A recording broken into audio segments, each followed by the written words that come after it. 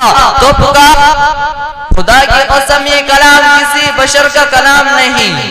شہدائان اسلام آئے میں آپ حضرات کو عظمت قرآن سناتا ہوں۔ جب کسی آدمی کے بارے بتانا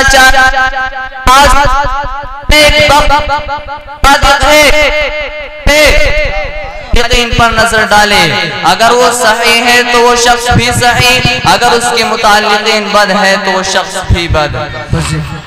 ایسے ہی جب ہم قرآن کریم کی فضیلت پر نظر ڈالے، اگر قرآن کریم کی رفعت پر نظر ڈالے، اگر قرآن کریم کی عظمت پر نظر ڈالے، اگر قرآن کریم کی عظمت پر نظر ڈالے، اگر قرآن کریم کی رحمت پر نظر ڈالے، تو اس سے پہلے ہم قرآن کریم کے متعلقین پر نظر ڈالتے ہیں اور دیکھتے ہیں تو سب سے پہلے تعلق نظر آتا ہے رب کائنات جو مصدر قرآن ہے، جو خالق جہاں ہے، جو مالک درہما ہے، صاحب ایمان پر بڑا مہربان ہے، یہی ہمارا ایمان ہے۔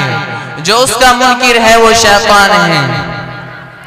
کلام الملوک کی ملوک الکلام، بادشاہوں کا کلام کلاموں کا بادشاہ ہوتا ہے، لہذا پتہ چلا قرآن کریم سب سے اعلیٰ ہے، قرآن کریم سب سے ارفع ہے، قرآن کریم کو دوسری کتابوں پر فضیلت حاصل ہے۔